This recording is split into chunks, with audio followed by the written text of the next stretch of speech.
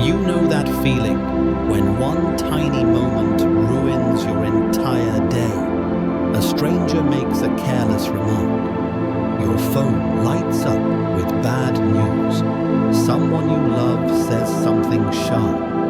And hours later, you're still replaying it in your head. The meeting is over. The argument has passed. But your mind refuses to let go. What if the real problem isn't what happens to you, but how long you keep carrying?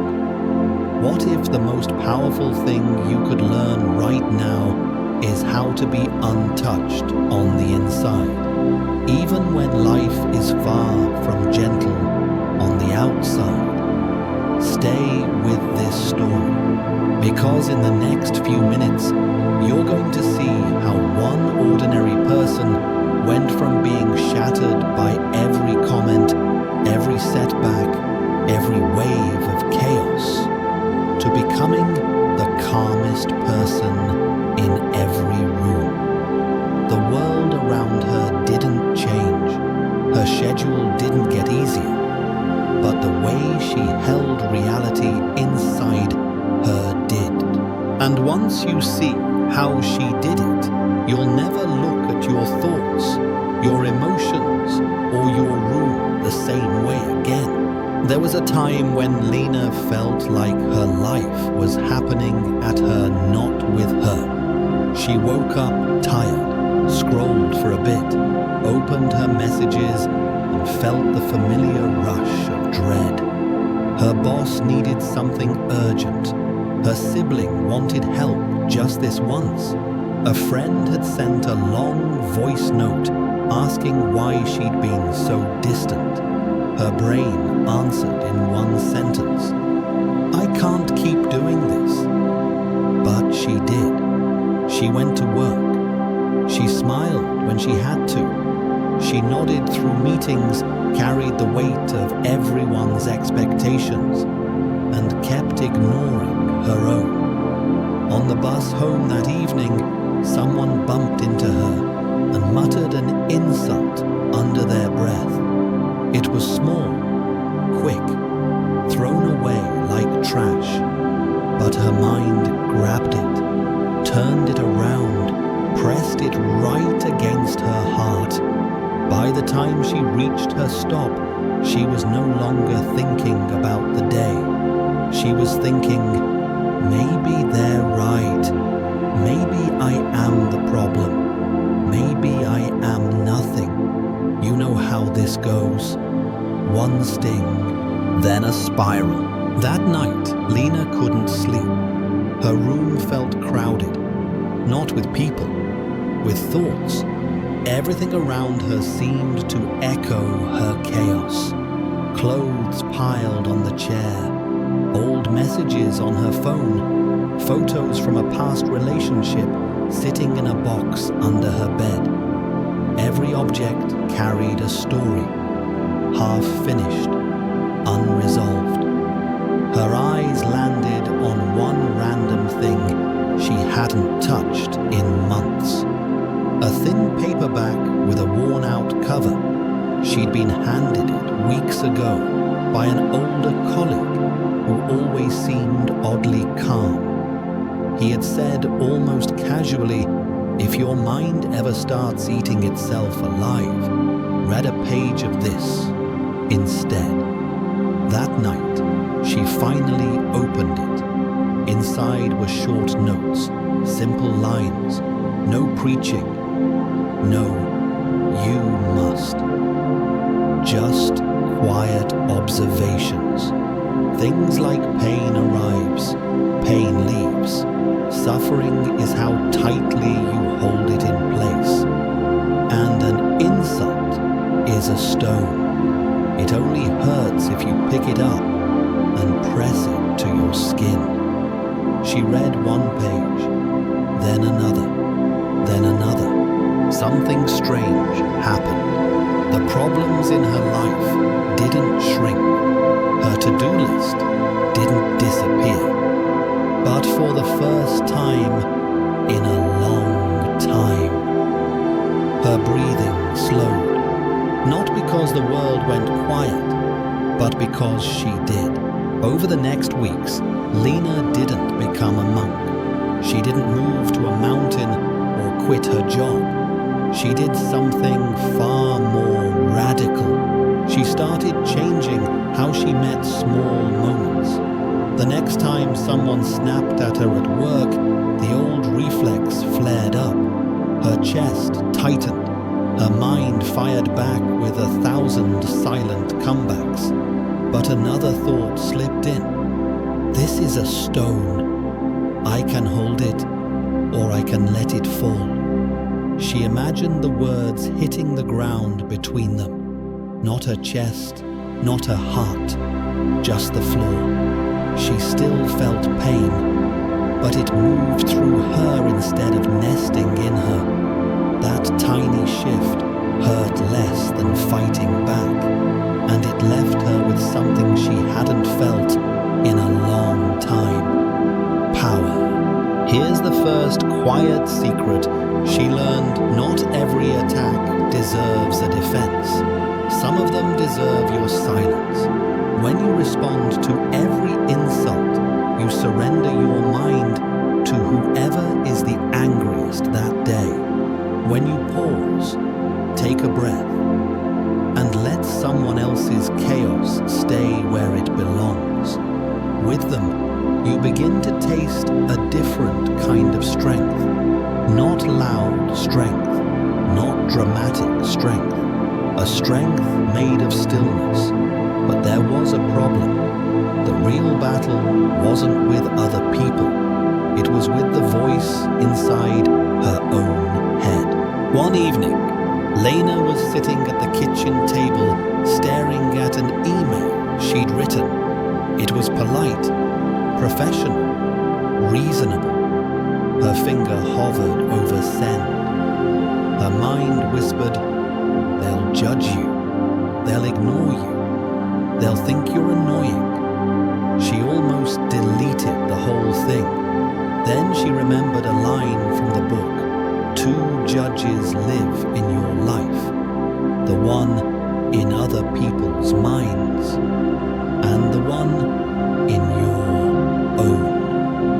Only one of them follows you into every room. She realized she had spent years terrified of other people's judgment, while letting her own inner critic shout at her without resistance. So she did something simple. She put her hand on the table, felt its cool surface, took one slow breath in, one slow breath out. Then she asked herself, if a friend said this about themselves, what would I say back? The answer arrived immediately. I'd tell them to be brave, to send it, to stop shrinking. She clicked send. Nothing exploded. No one laughed. No one called her foolish. The world carried on. But inside, something very small and very important shifted. For 5 seconds, she trusted herself more than her fear. That became her second secret. Treat yourself like someone you are responsible for protecting. Not pampering, not excusing, protecting. It changed the way she approached discipline. Before, discipline meant being harsh, denying rest, punishing every mistake. Now it began to mean something else. I care about you too much to let you keep doing what destroys you. So instead of saying, I'm lazy, I'm hopeless, I always mess up, she started asking, what is one small thing I can do today that my future self will thank me for? Not 10 things. 1. Sometimes it was sending a message she'd been avoiding. Sometimes it was going for a short walk instead of scrolling. Sometimes it was simply going to bed on time. tiny acts, quiet discipline, driven not by hate, but by respect. But life being life, it didn't take long for a bigger storm to arrive. 1 month later, Lena faced a wave of bad news all at once. A project she'd worked on for weeks got rejected. A close friend pulled away without explanation. Her savings took a hit from an unexpected bill. All the old voices came back. You're failing. You're behind. Everyone else is doing better than you. She watched her thumb drift towards social media, toward the highlight reels, toward the endless comparisons. Then she stopped. What am I really looking for? She wondered. The answer was uncomfortable. She wasn't looking for information. She was looking for fuel to feed her envy, her self-pity, her belief that her life wasn't enough. That's when another line from the book returned. When you stare at someone else's path too long, you forget how to walk your own. So she tried something new. Instead of scrolling other people's success stories, she took out a notebook. On one page, she wrote things in other people's lives that trigger envy. On the next page, she wrote, "What does this reveal that I secretly want a friend's stable relationship didn't mean she was behind. It meant she longed for deeper connection. Someone else's career win didn't prove she was a failure. It revealed she craved meaningful work." Suddenly, envy was no longer an enemy.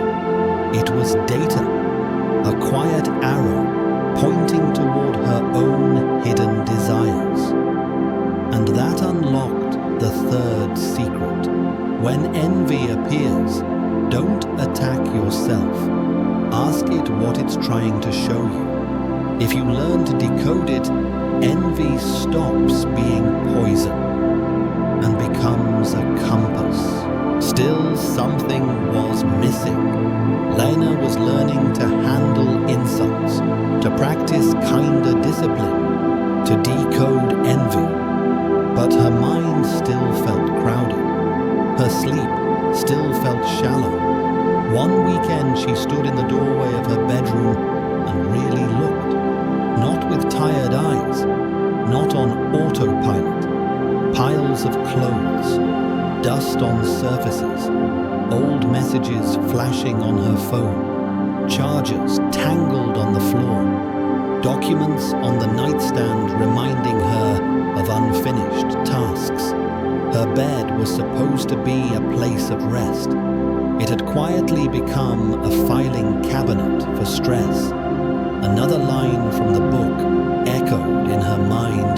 Your room is your mind turned inside out. She didn't know if it was literally true, but she knew how it felt. So she made a decision. No deep spiritual retreat. No dramatic life change. Just this: I will turn this room into a place where my nervous system finally exhales. She started with the obvious. Clothes she never wore, tossed or donated. Papers she no longer needed, filed or thrown away. Old photos that pulled her back into pain, placed in a box and moved out of the bedroom. She cleared under the bed, not because it looked messy, but because she realized she was sleeping on top of old fears, old heartbreaks, old versions of herself. Electronics were next. She stopped charging her phone beside her head. She let the screen sleep somewhere else. She chose a simple lamp instead of bright ceiling light. The room began to feel different, lighter, quieter. For the first time in years, she lay down and didn't feel like the walls were talking to her. And she understood peace isn't just a mental exercise. It's physical, visual, environmental. The fourth secret was simple. If you want a calmer mind, start by clearing the places where your mind rests.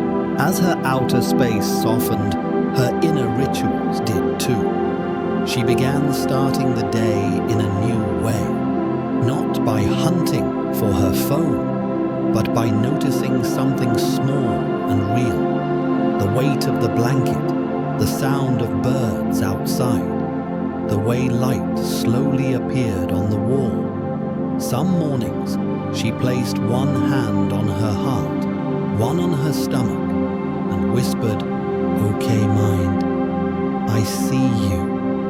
We're going to have thoughts today. We're going to feel things, but we don't have to believe every story fear tells. No dramatic affirmations, just a quiet agreement with herself." And when negative thoughts arrived, as they always do, she practiced 3 steps. Notice, name, nudge. I notice I'm thinking, "I'll never get this right." I name it, "This is fear speaking." I nudge it, "Thank you for trying to protect me, but I'm still going to try." Sometimes it worked, sometimes it didn't. But every time she did it, one thing became clear. She was no longer a hostage in her own mind. One day, after a particularly stressful week, she took a walk in the park near her apartment. No headphones, no podcast, just her and the world. For the first 10 minutes, her mind kept doing what minds do, replaying conversations, simulating future disasters, commenting on everything. Then something quiet began to compete with the noise, the wind moving through the trees, the steady rhythm of her footsteps, the way sunlight flickered through leaves, the smell of damp earth. For a brief moment, her thoughts paused. Reality stepped forward. She realized the trees weren't arguing with the wind. The river wasn't insisting it should flow in a straight line. The clouds weren't demanding a different shape. Everything was constantly changing. Nothing was resisting. She sat on a bench and let that sink in. Most of her suffering, she noticed, came from one habit: arguing with what already is, fighting the past, fighting the weather, fighting other people's choices, fighting her own feelings. She heard another line she'd read, but never fully absorbed. Life's pain often ends quicker than our resistance to it. So she tried a small experiment. Instead of silently shouting, "This shouldn't be happening," she began asking, "Okay, since this is happening, what now? Not why me. What now? What can I learn?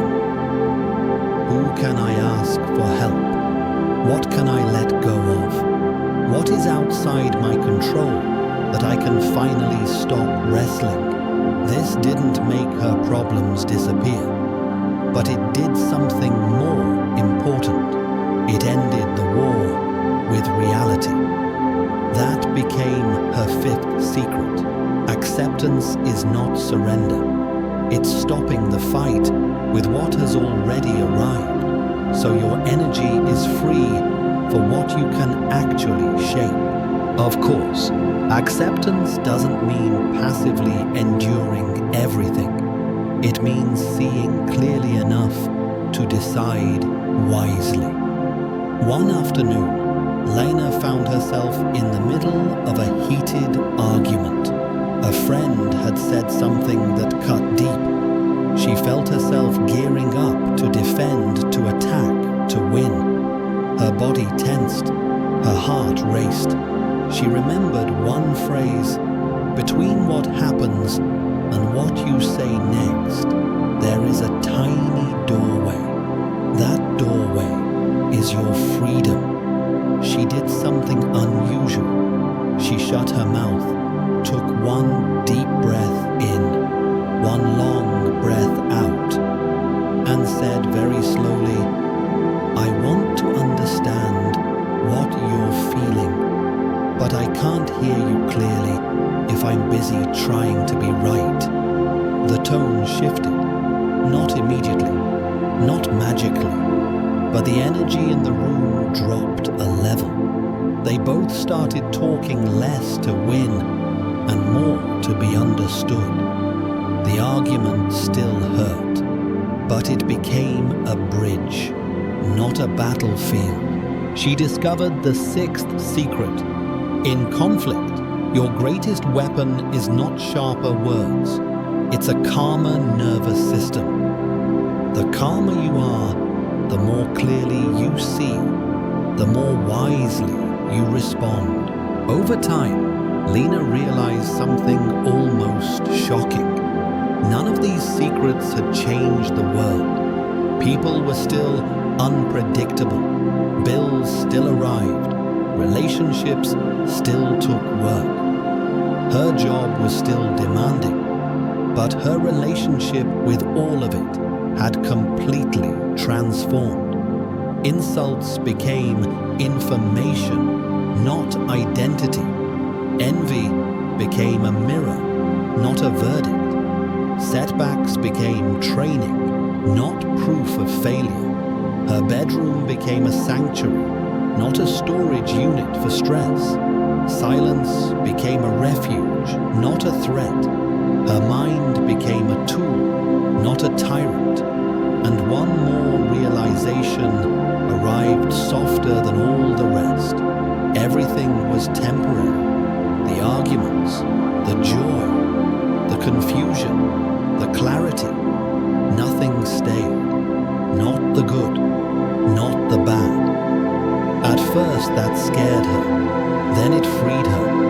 If nothing lasted, she didn't have to hold so tightly.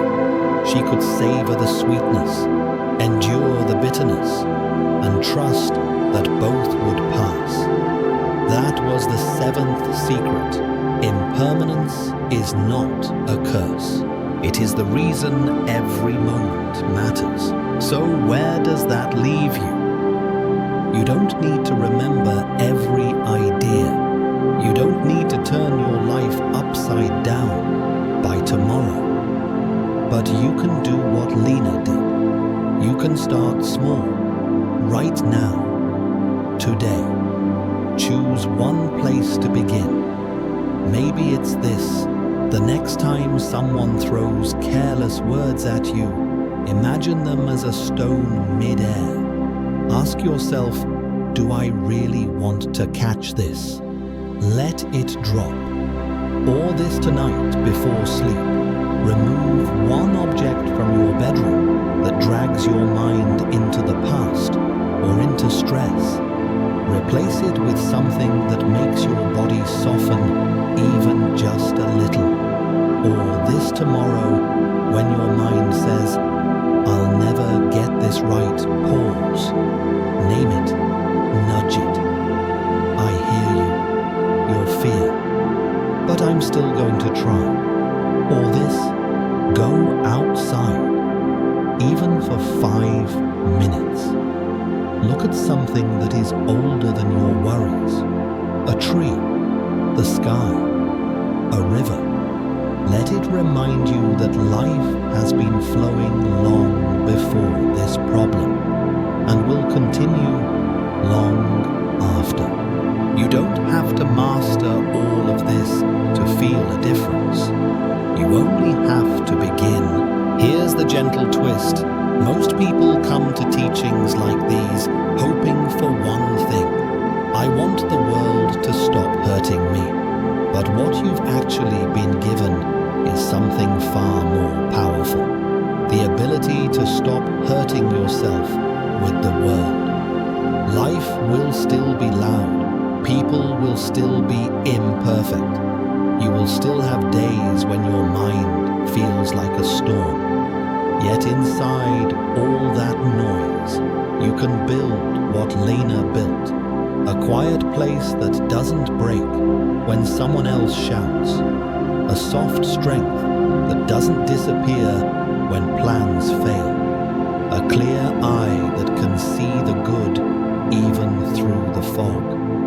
That place isn't somewhere you travel to. It isn't hidden in a temple or a retreat. It's already within you, waiting, patient, silent. Every small act of awareness, every pause before reacting, every object you gently remove from your space, every breath you take on purpose is a brick in the doorway to that inner sanctuary. So before this video ends, ask yourself one question. Which tiny step toward inner peace am I willing to take in the next 4 hours?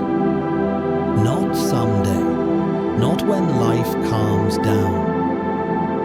Now, in the life you actually have. If one of these ideas landed in your chest, write it down. Tell your future self in the comments. Share the practice you're going to try.